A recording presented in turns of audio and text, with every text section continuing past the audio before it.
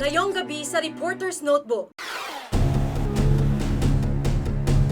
Mga patakaran sa ilang pampublikong ospital. Kaninong kapakanan ang pinangangalagaan? Meron namang, at saka kung yung hospital, meron namang pwedeng ibigay na libreng serbisyo, dapat ibigay nila. Mga batang mamimitas, tinututukan o pinapabayaan?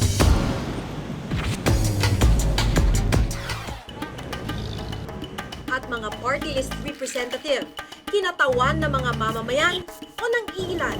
Para sa yung party list? Ang party list ko nga bubutuin kasi yung buhay party list. Kumukontra sa gobyerno natin. Ayun kay, may Bisaya, ganon. Personal naming inalam, Sinaliksik ang bawat anggulo. bawat detalye, kinumpleto. Ang lahat ng yan nakatala Sa Reporter's Notebook.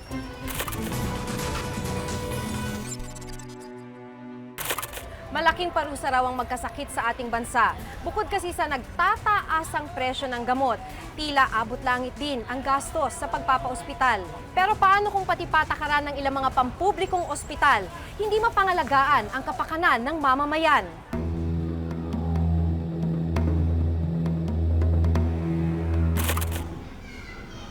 Madalas ganito nag-uumpisa ang araw nila Aling Rowena at ng isang taong gulang niyang anak na si Ariana. Tinitipid niya ang isang bote ng gatas para umabot sa buong araw. Umpisa na naman kasi ito ng paglapit kung sino-sinong politiko para lang maipagamot ang anak na may hydrocephalus. Nasa pinakahuling stage na siya. Yung puno na daw yung tubig, tapos yung utak niya, maliit na daw po yung utak niya. Nababalot na yung puno na ng tubig.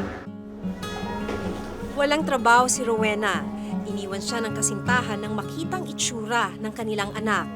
Kaya ngayon, solo siya sa pagtataguyod ng bata. Senado ang balak nilang puntahan ngayon ng kanyang mga kasama. Dala ni Aling Rowena ang nanlalatang si Ariana dahil wala daw siyang mapag-iwanan nito. Kasi hindi po ako kumakain. Talaga po tinitiis ko na magutom basta para lang may pamasahe ako na pumunta sa hospital.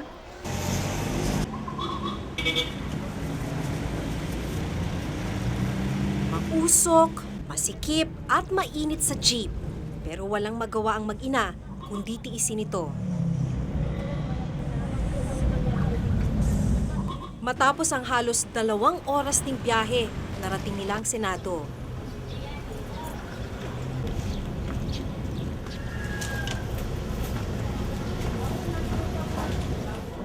Makihintay na lang po kasi yung signatory, wala pa ho siya, baka may meeting sa labas. Kailangan po ng isang requirements. Yung ganito. Meron pa ho kayo? Opo. Nung una raw silang pumunta rito, ni hindi sila pinansin ng mga empleyado. Ang pagtrato sa kanila ng direktor, taliwas sa naranasan ni Aling Josephine. Matagal na niyang inilalapit sa Senado ang anak ng kaibigan na hindi mapaopera dahil sa kasalatan sa buhay. Itong una niyang picture noong January. Ito, February to March na ito, yung picture niya lumaki na. Kasi nung inumpisan siya kinimo, sabi ng doktor, ganun daw talaga. Pag kinikimo, nag-ano talaga, parang nagagalit lalo yung bukol. Babae siya. Mag-iisang taong gulang pa lang si Miss Rain ang tubuan ng tumor. Ito ang naging dahilan ng pagluwa ng kanyang mata. Naiyak nga ako tuwing naalala ko kasi sabi ko nga mabuti lang ako kasi tumutulong ako. Hindi ako ang tinutulungan. Mas masarap kasi yung tumutulong sa tinutulungan. At saka yung mga anak ko, malulusog sila. Minsan nga sabi nito ng nanay ng bata, naiinggit daw sa akin kasi malulusog yung mga anak ko. Samantala siya, isa lang anak niya, ganun pa may cancer. Guaranteed liter ito. Salat din sa buhay si Aling Josephine. Katunayan, wala na siyang pamasahe, kaya nakiusap siyang ihatid namin sa Philippine General Hospital. Dito kasi naghihintay ng gamutan ang bata. Sa labas ng PGH namin naabutan sina Marife at Miss Rain. 2006 October hanggang ngayon, pabalik-balik kami dyan hanggang lumaki yung mata ni baby. Hindi ko alam kung saan ako pupunta, hindi ko alam kung saan ako lalapit. Tapos nung pumunta po kami doon, 2 araw na sila sa emergency room. Hindi ma-confine ng bata dahil kulang daw sa higaan. At dahil hindi pa sila opisyal na pasyente, wala ring pagkain. hindi pa kami malipat kasi sa sobrang dami ng pasyente. Pag nakain ka na pala dyan, ikaw lang sarili mismo kukuha ka ng bed, ng ano. Ikaw na lang mo sarili mag-ano, hindi sila. Diskarte mo sa loob. Hirap na ang batang iangat ang ulo dahil sa bigat ng tumor. Hindi na rin maganda ang amoy ng bukol. Kailangan na itong lagyan ng plastic para maprotektahan sa mahapding alikabok at masahod ang likidong tumatagas mula rito. Nagpapatulong nga akong palagay dahil hirap na hirap ako magpalagay eh. Ang gawa ba naman eh, wala na, hindi na napakita. Sa kabila ng mga paratang laban sa kanila, tumangging magbigay ng pahayag ang PGH. Hindi rin kami pinayagang makapasok sa loob ng ospital.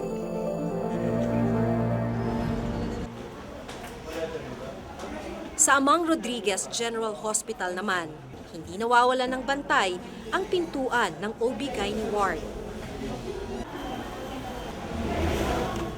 Isa sa pangunahing responsibilidad ng security guard, tiyaking walang makapuslit na pasyenteng hindi pa nakakapagbayad ng hospital bills. Hindi pa po. Ano po?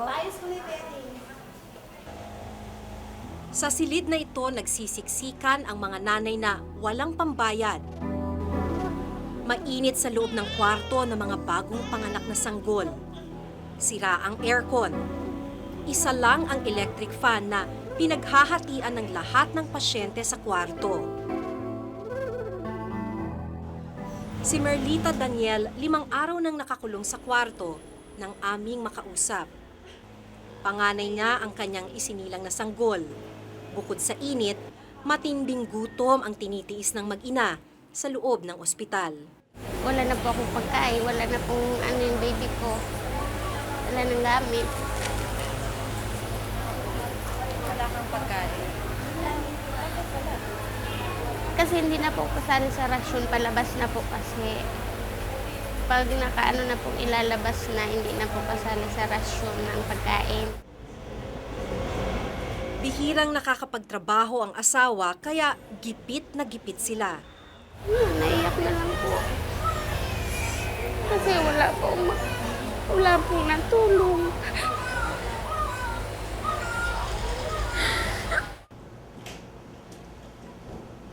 Itinanggi naman ng administrasyon ng ospital na ginigipit nila ang mga pasyente. Pagka yung ganyan na hindi sila pinalalabas, kasi kung minsan hindi naman nakikipag-coordinate ang mga pasyente. So, siyempre, ang nangyayari diyan, they just claim na ayaw silang palabasin. Siyempre, meron silang bill. Meron kami kasing gwardiya doon sa ward. In order for them na maiwasan yung absconding or yung pagtakas ng mga pasyente. Ayon sa Health Alliance for Democracy o HED, ang ugat ng mga mapaniil na pulisiya ng mga pampublikong ospital ay matutunton sa limitadong budget at resources. Lahat ng pampublikong ospital, tinayo yan para sa iisang layunin. Pagsilbihan yung mahihirap, yung mga hindi kayang magbayad sa pribadong hospital. Pero dahil nga sa mahabang panahon na hindi naman dinadagdagan yung budget nila, walang mga bagong equipment o walang suportang ibinibigay sa pangkabuuan ng pamahalaan, napipilitan niyang mga ospital na yan humanap ng paraan para magpatuloy yung serbisyo nila. We will call their attention na dapat ipaigtingin nila yung kanilang assessment ng mga pasyente at dapat talagang they should stick to the policy na yung mga hindi makakabayad, walang kayang magbayad, meron namang, at saka kung yung hospital, meron namang pwedeng ibigay na libreng serbisyo, dapat ibigay nila. Sa kabila nito, madalas ang mga pagkakataon na sa pagkakasakit, hindi lang kalusugan ang naaapektuhan, kundi pati na rin kabuhayan. Ang kakausapin natin, mag-asawang nakatira sa waiting shed sa labas ng ospital, dito na sila nakatira para lang makapagpagamot. Ay, hello po. Ako po si Maki. Ang mag-asawang Rodolfo at Elisa Orhe, lagpas 1 taon nang nakatira dito sa labas ng orthopedic hospital. Bakit po kayo nandito sa labas ng ospital? Siya po, inabutan na siya rito ng stroke. Humingi ako ng tulong. Sabi po, ma'am, ng doktora sa akin, Manong, misis mo, iyan natin, x-ray natin, kukuha natin siya ng ano. Kako, ma'am, wag muna, ma'am. Bakit? Bakit, Manong? Wala pa kaming pera ka. Yun. Tumawag ako sa Panginoon Diyos. Humingi ng tulong kako. Wag naman sana mangyari, Panginoon. Buhayin din yung misis ko. Yun. Uuwi kami, wala naman kami umuwian doon, bahay. Yung aming maliit na kubol na pinagbili niya para makaluwas kami dito. Si Lola Elisa may sakit sa puso at naparalisa ng minsang atakihin. May libreng therapy sana ang orthopedic hospital pero dito mapakinabangan ni Lola dahil kailangan daw munang gamutin ang kanyang high blood. 8 buwan nang hindi umiinom ng gamot si Lola Elisa. Ito po yung gamot ko na ginagamit. Kaya lang, hindi ko na uli na inom ito kasi wala akong pambili. 3 beses sa isang araw. So pong isa? Itong sa puso, 1 beses lang sa isang araw. Itong sa vitamina sa buto, 3 beses. Maging si Lolo Rodolfo, sakitin na rin. Operado siya sa spinal cord at mahina na rin ang kanyang atay. Pero tuloy ang paghahanap ng paraang mabuhay. Swerte pa raw sila ngayon at nakahingi na sila ng kapirasong isda para sa pananghalian. Karaniwan kasi, nagkakasya na lang daw sila sa kanin at sabaw. Dito naghihintay ang mag-asawa na makamit ang gamutang minimithi nila.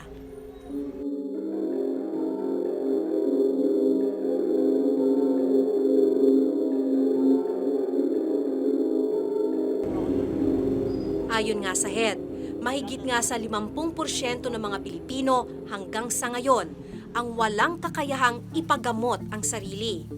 Nakakalungkot na sa pagkakataong kailangan ng iba ang tulong ng pamahalaan. Tila wala itong tulong na maibigay sa kanila. Sa kabila nito, mistulang kinalimutan na sila ng lipunan at pinabayaan ng gobyerno na malinaw na hindi sapat ang atensyong ibinibigay sa kanilang kahihinatnan. Ako si Maki Pulido at ito ang nakatala sa aking Reporter's Notebook.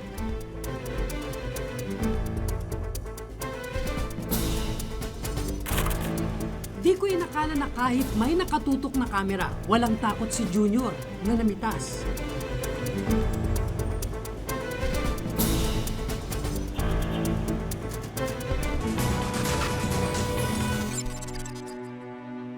May mga gatas pa sila sa kanilang labi pero mistulang hari na sila na lansangan. Sa murang edad, bihasa na sila sa gawaing kriminal. Paano binabantayan ng mga kinaukulan ang mga batang mamimitas? Alamin sa Reporter's Notebook ni Cesar Apolinario.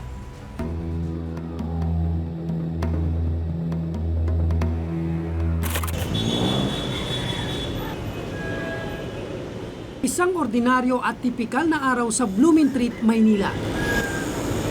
Ang mga sasakyan mistulang hari ng kalsada.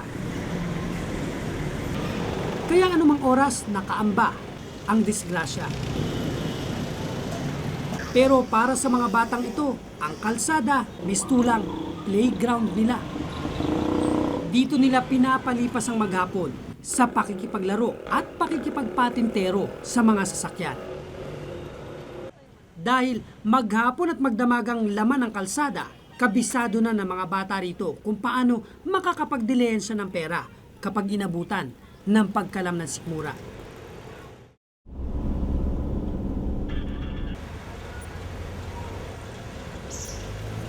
Karaniwang estilo ang pag-akyat ng jeep at pagpupunas sa sapatos ng mga pasahero. Pero barya-barya lang daw ang kita rito, kaya ang mga bata natuto ng ibang diskarte. Unay sasampa sa driver's side ng jeep. Kapag nalingat ang driver, sabay hablot sa tanga nitong pera o kaya'y pera sa cash box. Wala po kasi pangkain eh, kaya ginagawa po namin. Kasi kaya po ginagawa para makabili ng damit sa sarili. Ay, hindi na ako nga sa nanay ko, malaki na po ako eh. Saka mayroon yung nanay ko. Kaya ano po buwan sa sarili ko. Kahit kaya siya na ako. Sa unang tingin, naakalaing mga karaniwang bata lang sina Buboy, Junior at Jo Marie. Pero sa likod ng itsura ng mga inosenteng batang ito, nagkukubli ang isang madilim na sikreto.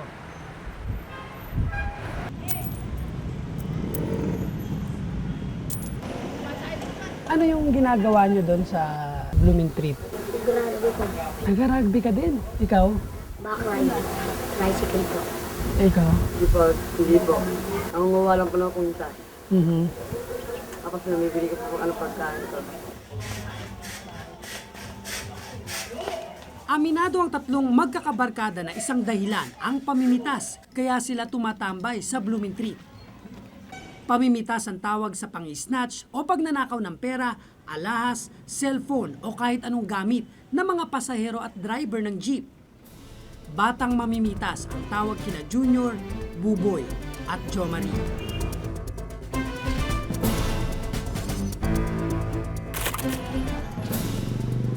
Ay ka, sabog ka, sabog. Paikot-ikot ka lang po kung saan natin yung pasahero doon ka, sama-sama.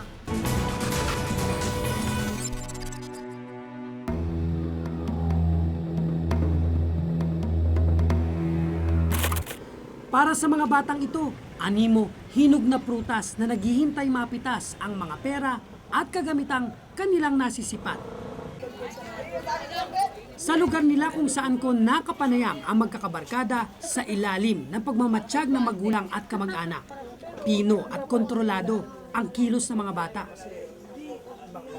Sabi ko sa kanila, kala nyo yung ginagawa nyo, pang-agaw-agaw nyo ng pera sa driver, may karma yan. Pero sa Blooming Treat, ang baluarte nila, animo, nakawala sa hawla ang tatlo. Di ko inakala na kahit may nakatutok na kamera, walang takot si Junior na namitas.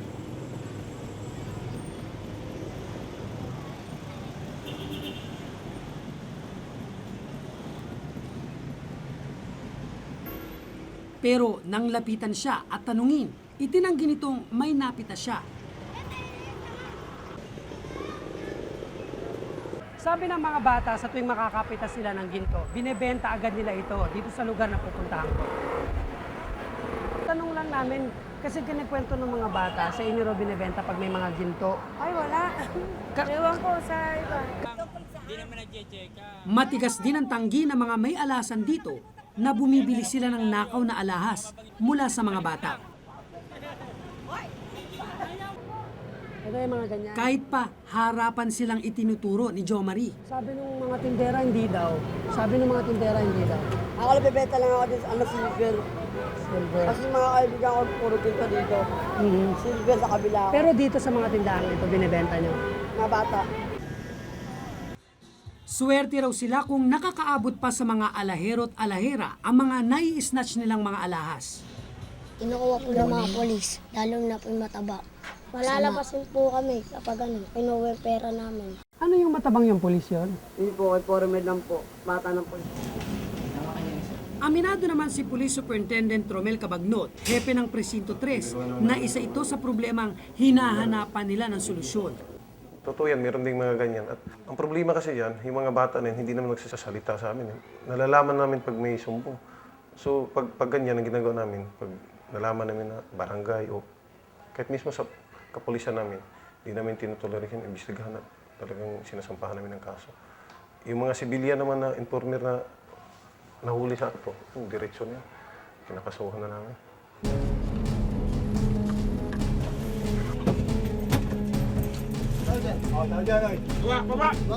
Tatlong beses sa isang linggo kumagsagawa ng anti-crime operation ang kapulisan ng Maynila. Sa pagkakataong ito, tila itinago ng gabi ang mga bata. Wala ni isang batang napasama sa hulihan. Yung mga bata pa nga, tinatawag namin yan sa DSWD. Minsan nga sumasama sila sa amin. Automatic, pagdating dito, kukunin yung pangalan, i-check yung record, tapos turnover sa kanila. Pero pag turnover namin sa DSWD, hindi namin alam anong kasunod nun. Minsan nga nakikita namin, ito na naman, ulit-ulit.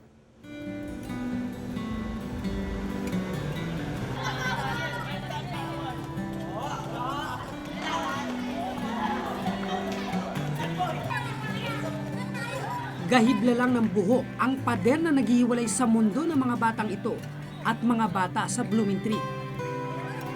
Lahat sila rito, minsan ding itinuring na tahanan ang lansangan. Pero ang malaking pagkakaiba nila, ang mga bata rito, unti-unting natututong muling mangarap.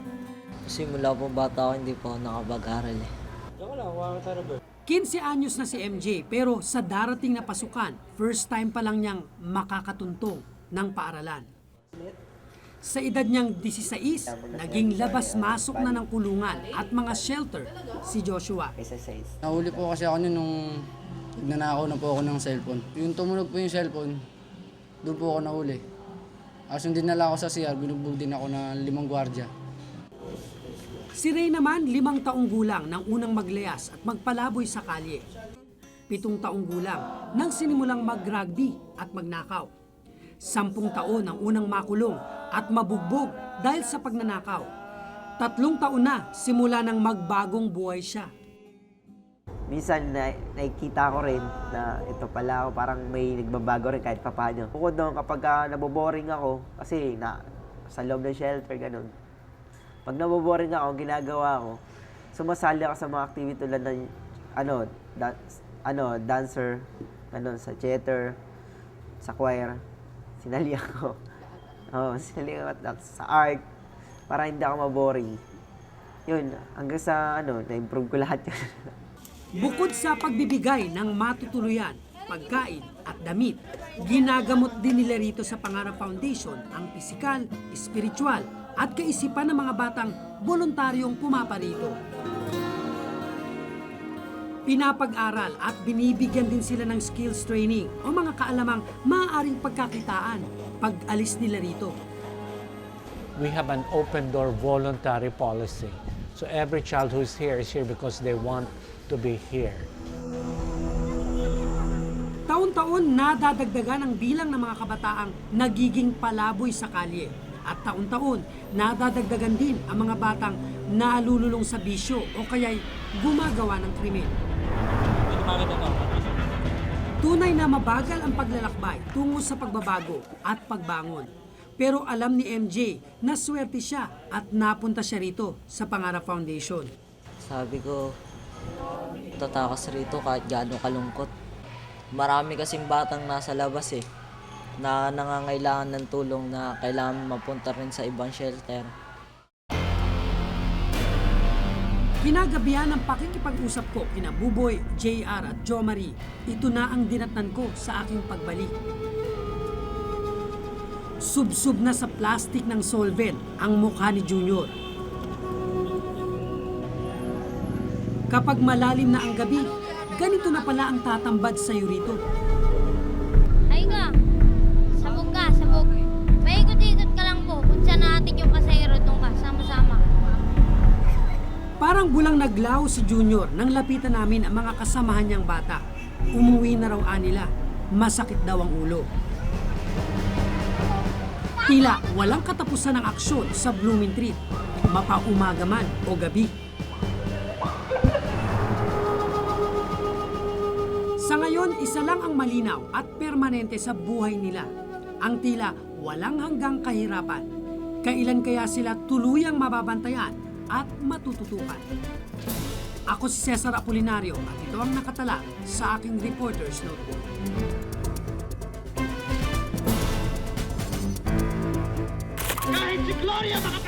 Tanong ko sa'yo, kayo ang nasa media, ano ba talaga ang papel ng party list para sa taong bayan? Mga party list representative, boses daw ng mga walang tinig sa Kongreso. Sa Reporter's Notebook ni Ralph Guzman, alamin kung tunay ngang nagagampanan nila ang kanilang trabaho.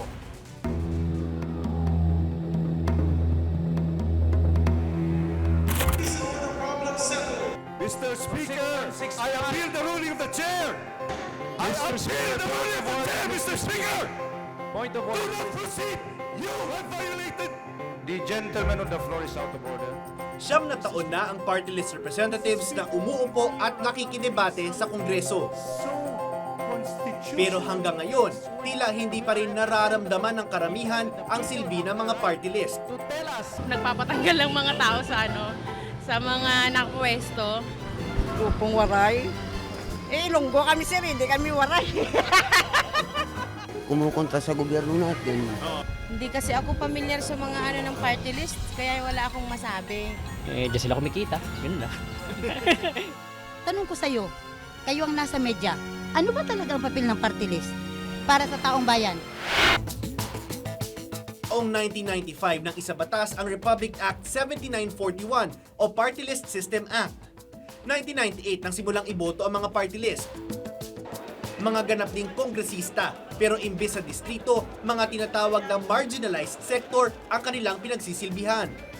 Mga marginalized sector, yung mga sektor na sa paningin natin ay hindi nakakapag-participate sa mainstream politics. These are the poor people, yung mga hindi makapag-participate sa mainstream politics natin. No?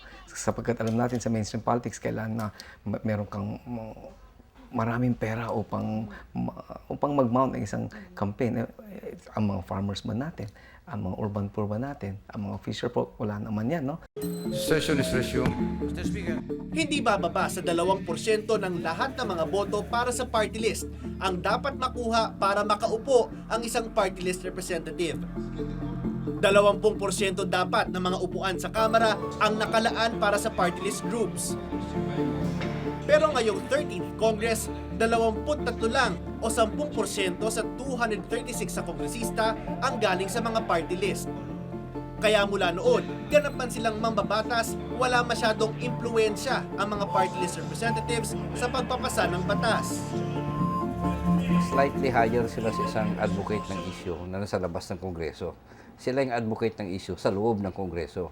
Pero with only 20% ng seats allotted sa inyo, kahit magkaisa pa lahat ng party list ng mga representatives, hindi nila kakayanin magpasa ni isang law without the support ng mga single district representative. Kahit si Gloria makapag-alaro! Ang grupong Sanlakas na umupo mula 1998 hanggang 2004 at umaasang makakabalik ngayong eleksyon, aminadong walang naipasang batas. Kinakatawan nila ang mga manggagawa. So far, wala. Lahat yan ay nanatiling proposal, lahat yan ay nanatiling bill. Nahaharang yung mga proposals na tingin natin ay harmful sa mamayang Pilipino. Like the EVAT, like the privatization of Napocor. Matagal na labanan yan pero ultimately, nagsasucceed kung sino yung may number. Tulad din ng mga karaniwang kongresista, may pondo o pork barrel ang mga party list group. 40 million pesos ang kanilang nakuha nung isang taon.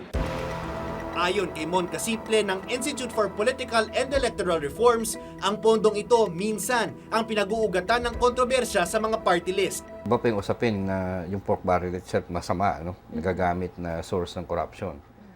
Pero at least sa level ng party list, naging source ito ng ready funds na mabibigay nila sa marginalized sectors.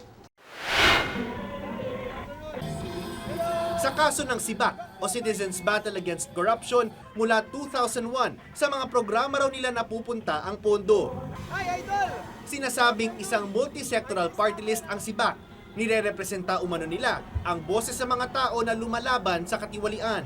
Tayo po ay merong 1,230 scholars all over the country. Meron po tayong 40 hospitals and DSWD office all over the country.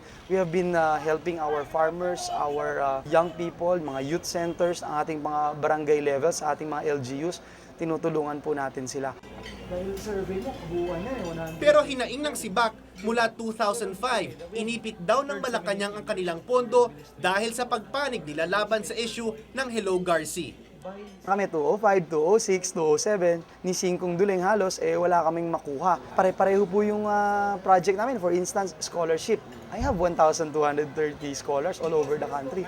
Pare-parehong scholarship program yung aming proyekto. Pero sa kanila, priority, marirelease. Sa akin, hindi. Primarily because I signed the impeachment complaint. This is a matter that's between the congressman and the Speaker of the House of Representatives, as well as the Department of Budget and Management.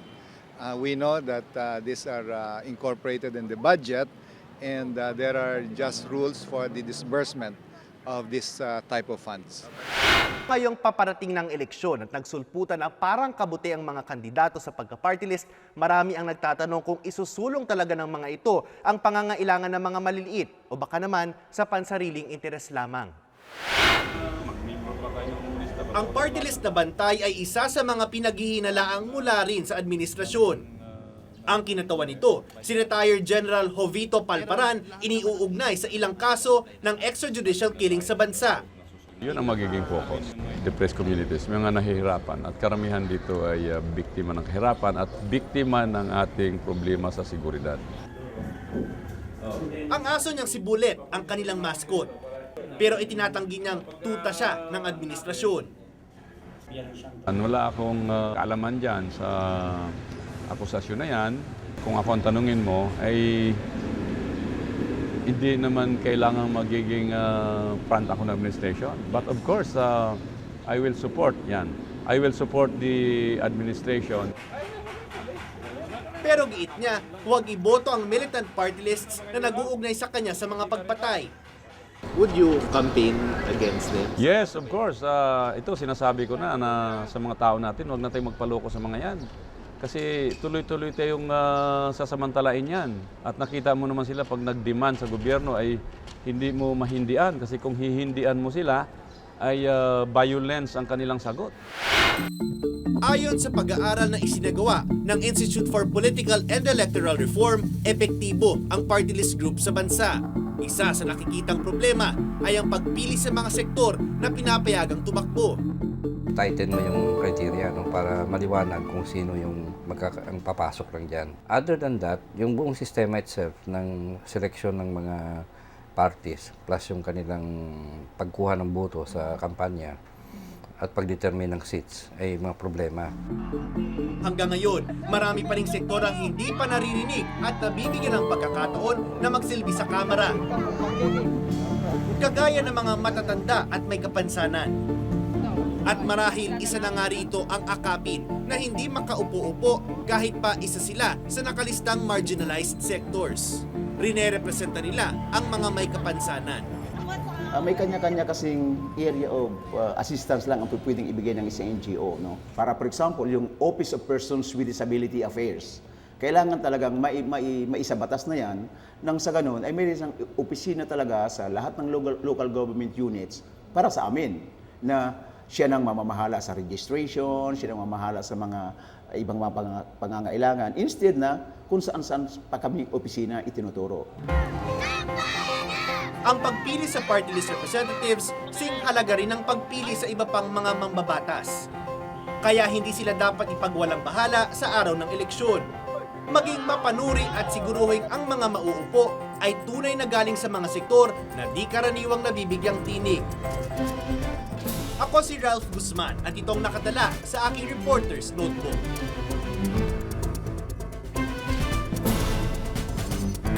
Kung may nais kayong ipasiyasat na issue o balita, maaari po kayong tumawag sa amin sa numerong 928-7021, Local 1424. Maaari rin po kayong mag-email sa reportersnotebook@gmanetwork.com. Para sa malalimang pagtingin sa mga issue at balita, samahan niyo kaming muli sa susunod na Martes. Ako si Jig Manicad. Ako si Maki Pulido at ito ang Reporter's Notebook.